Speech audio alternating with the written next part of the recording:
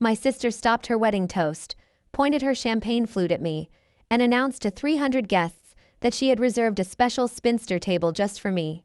The room erupted in laughter. What she didn't know was the empty seat beside me belonged to her husband's billionaire boss. If there is a distinct, measurable scent to old money and new arrogance, it smells exactly like the grand ballroom of the Oakhaven estate. The air was thick with the fragrance of imported white orchids, expensive perfume, and the quiet, suffocating pressure to be perfect. I stood near the ice sculpture of two intertwining swans, nursing a lukewarm glass of sparkling water, trying desperately to blend into the velvet wallpaper. I was Clara Hastings, the older, distinctly less glamorous sister of the bride. Today was not my day. To be brutally honest, in my family it was rarely my day. My younger sister, Stephanie, was the golden child. She was radiant, effortlessly social, and possessed a ruthless, predatory instinct for social climbing that our mother, Joanne, had cultivated since we were children. Stephanie didn't just want to be loved, she demanded to be envied. And today, marrying Derek Mitchell, the heir to a prominent real estate and tech fortune, she was achieving her ultimate masterpiece. "Clara, for heaven's sake, stand up straight," my mother hissed, appearing out of nowhere and aggressively smoothing the fabric of my dress. It was a muted, heavy navy gown that Joanne had personally selected for me. Her exact words at the boutique had been, "It's perfect, Clara. It's elegant, and more importantly, it won't pull focus from the bridesmaids." Translation: it was forgettable, slightly frumpy, and ensured I looked exactly like the 31-year-old single sister I was. "I'm standing perfectly straight, Mom," I replied, forcing a tight smile. "Well, try to look happy. Derek's family is very observant. We don't want them thinking you're bitter because your younger sister is walking down the aisle before you." Before I could defend myself against the absurd accusation, a chime echoed through the room, signaling the guests to find their seats for the reception. I made my way toward the massive, illuminated glass seating chart at the entrance of the ballroom. I scanned Table 1, the sprawling head table reserved for the bridal party and immediate family. Joanne's name was there. My father, Thomas, was there. I read the names of Stephanie's 7 bridesmaids, a terrifying brigade of heavily contoured PR executives and Instagram influencers. I kept reading. My name wasn't there. I frowned, moving to Table 2. Derek's extended family. Table 3, the Mitchell family's elite business associates. I kept scrolling down the glass pane. Table 10. Table 25. Finally, right near the bottom, written in a slightly smaller calligraphy font than the rest, I found it. Clara Hastings, Table 42. Table 42. I turned and looked out over the sea of meticulously decorated tables. I had to walk past the dance floor, past the secondary bars, and past the towering floral arrangements to find it. Table 42 was shoved into the far back corner of the ballroom, practically kissing the swinging wooden doors that led to the catering kitchen. The air here didn't smell like white orchids. It smelled like roasted prime rib, industrial dish soap, and panic. I sat down, feeling a hot flush of humiliation creeping up my neck. I looked at my table mates. There was Aunt Beverly, who was currently arguing with her soup spoon, and Cousin Eugene, who smelled faintly of mothballs and had fallen asleep before the salads were even served. There was one empty chair directly to my left, bearing a blank place card. I was seated at the island of misfit toys. My own sister had banished me to the absolute fringes of her wedding. I tried to swallow the lump in my throat. Just make it through the toasts, I told myself. Eat the dinner, slip out the side door, and take an Uber back to the hotel. An hour passed. The clinking of glasses signaled the beginning of the speeches. Derek's best man gave a predictably vulgar yet expensive-sounding speech. My father gave a tearful tribute. Then, Stephanie took the microphone. She looked breathtaking in her custom gown, the light catching the diamonds at her throat. She thanked Derek's parents. She thanked her bridesmaids, calling them her soul sisters. And then, her eyes scanned the room, looking past the VIPs, past the dance floor, zeroing in on the dark corner near the kitchen. "And of course I have to thank my older sister, Clara," Stephanie purred into the microphone. A camera crew physically pivoted, trying to locate me. "We honestly weren't sure she was going to make it today," Stephanie continued, her voice dripping with mock sympathy. When the RSVP came back without a +1 again, I told Derek, we have to do something special for her. So, let's all give a huge round of applause for Clara, holding down the singles fort at table 42. We even left an empty chair beside her, just in case Prince Charming decides to crash the reception. The lighting technician, perfectly cued by my sister, swung a harsh, blinding white spotlight directly onto me. For 3 agonizing seconds, there was silence. And then, the laughter started. It rippled through the room, polite chuckles morphing into genuine, roaring amusement from 300 strangers. Aunt Beverly clapped enthusiastically, entirely oblivious to the cruelty of the joke. I sat frozen, the spotlight burning my retinas. I could see Stephanie grinning at the head table, raising her champagne flute toward me. Derek was laughing so hard he had to wipe a tear from his eye. It wasn't just a joke. It was a public execution of my dignity. She wanted to cement her victory, to show her new, elite in-laws exactly where I stood in the hierarchy of life. I was the cautionary tale. The spinster sister. The spotlight mercifully snapped off, leaving me blinking in the dim light of my corner. The heat in my face was unbearable. I grabbed my clutch, preparing to stand up and walk out of the kitchen doors behind me. I didn't care about causing a scene anymore. I just wanted to disappear. But just as my hand wrapped around the handle of my purse, the heavy oak doors from the service hallway swung open, and a man walked through. He didn't look like a caterer, nor did he look like a lost guest. He moved with a quiet, lethal grace that instantly made the frenetic energy of the catering staff part around him like the Red Sea. He was tall, dressed in a midnight blue bespoke suit that whispered wealth rather than shouting it, with dark hair slightly windblown and a sharp, angular jawline. He paused, adjusting his cuffs, his dark, piercing eyes scanning the cavernous room. He looked at the grandiose head table, where Stephanie was still basking in the applause of her speech. Then, he looked at the seating chart he had presumably grabbed from the foyer.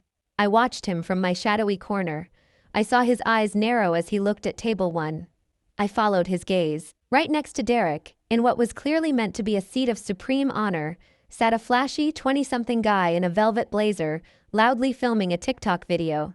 Stephanie, in her obsession with perfect optics and a full head table, must have panicked when this mysterious guest ran late and filled his empty seat with one of her influencer friends. The man didn't look angry.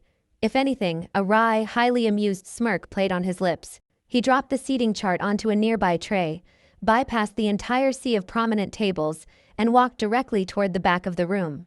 Toward the kitchen doors. Toward table 42.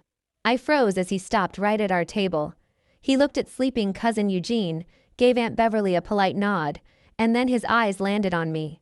Up close, his eyes were a striking stormy gray. He casually placed his hand on the back of the empty chair next to me, the Prince Charming chair Stephanie had just mocked me over. "Tell me," he said, his voice a deep, resonant baritone that sent an involuntary shiver down my spine.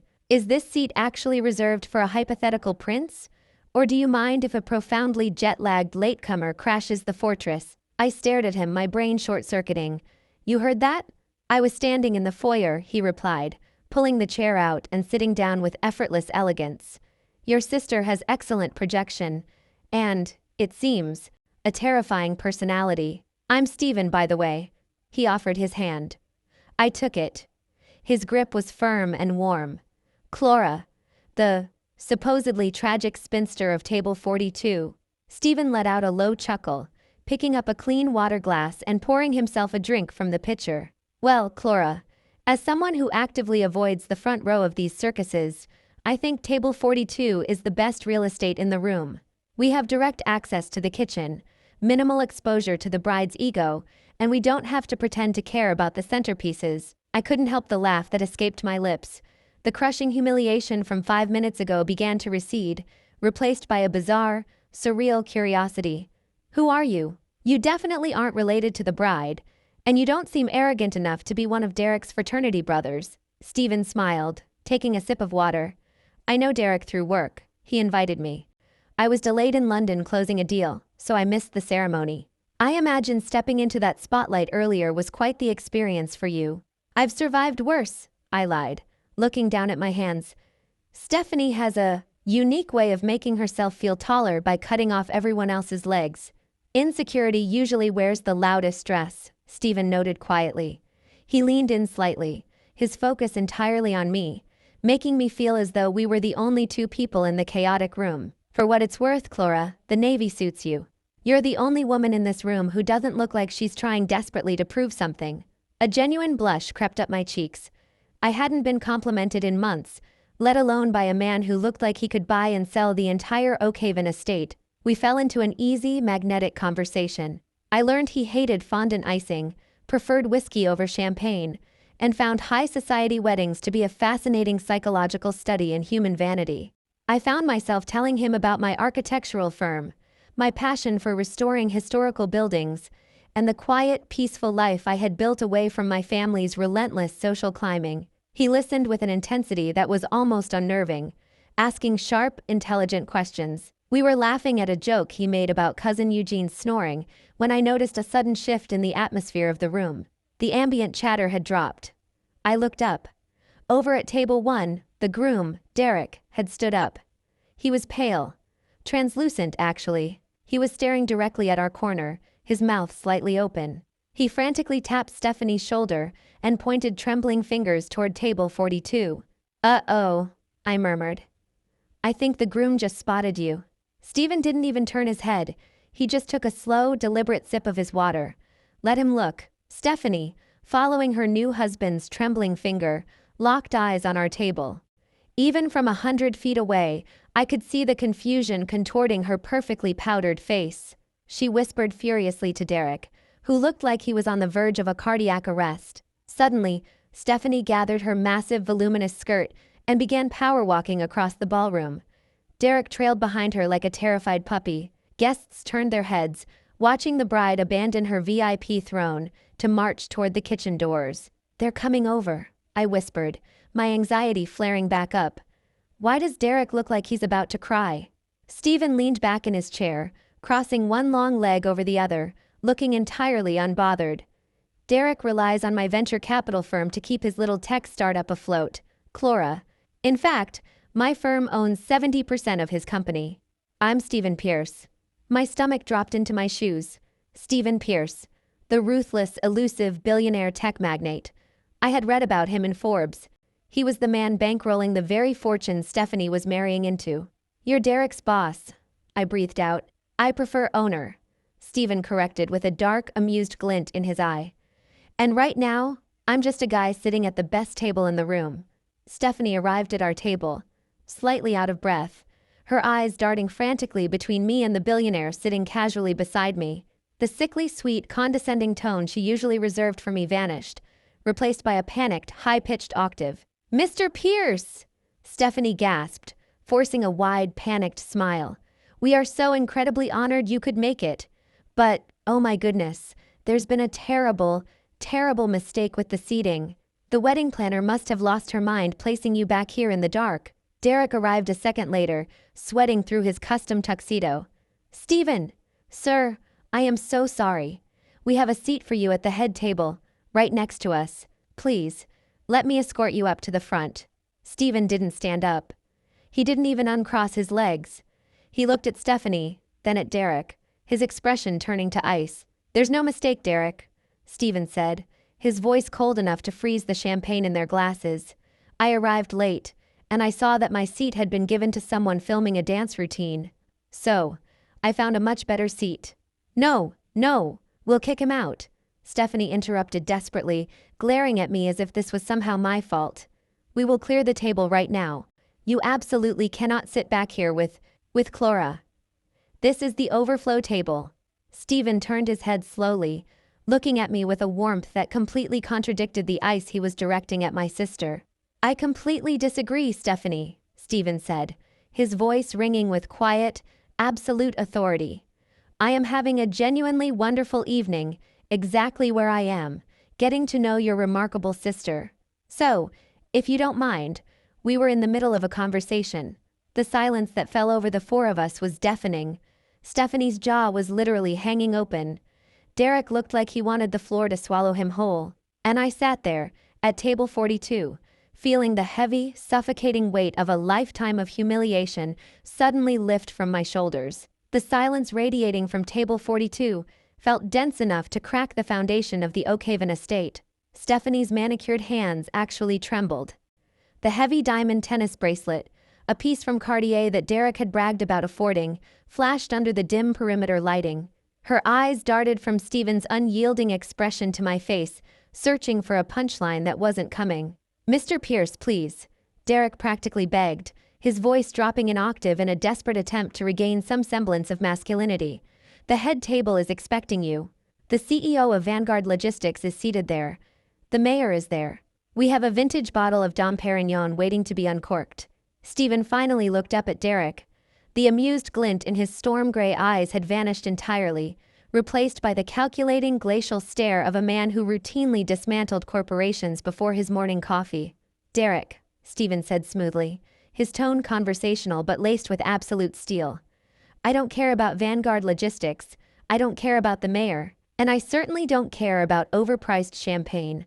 What I do care about is the optics of a founder whose Series B funding is currently hemorrhaging cash, throwing a $500,000 wedding while laying off his development team." The color drained completely from Derek's face. He looked as though he had been physically struck. Stephanie let out a tiny, stifled gasp. "I came tonight," Stephen continued, lowering his voice so only the four of us could hear, "because I wanted to see exactly where my capital was going. I must admit, the imported white orchids and the towering swan ice sculptures are a stunning touch. Very frugal." "Sir, I can explain the quarterly reports," Derek stammered, sweat now visibly beading on his forehead. "The wedding was largely financed by—" "Save it for Monday morning's board meeting, Derek," Stephen interrupted effortlessly. He waved a dismissive hand. "Go back to your bride. Go back to your spotlight. Clora and I are discussing the structural integrity of pre-war brownstones, which is infinitely more stable than your current revenue model." Derek swallowed hard, nodding mechanically. He grabbed Stephanie's arm, pulling her back. My sister, for the first time in her 30 years of life, was completely and utterly speechless. She stared at me, a complex mixture of horror, envy, and sheer disbelief twisting her features, before allowing herself to be dragged back to the glaring lights of the dance floor. I let out a breath I hadn't realized I was holding. The tension in my shoulders slowly began to uncoil. "Was that strictly necessary?" I asked softly, looking at Stephen. "Absolutely," he replied, taking a calm sip of his water. "I despise bullies, and I despise bad investments. Derek happens to be both. Besides," he interrupted you were telling me about the Kensington building restoration." And just like that, the billionaire shifted his focus back to me, acting as though he hadn't just mentally decapitated the groom at his own wedding reception. For the next 2 hours, a bizarre phenomenon occurred. Table 42, the island of misfit toys shoved against the catering doors, quietly became the absolute center of gravity in the ballroom. Word had spread like wildfire among the elite guests about who was sitting in the dark corner. Suddenly, the isolated path to our table became the most heavily trafficked route in the venue.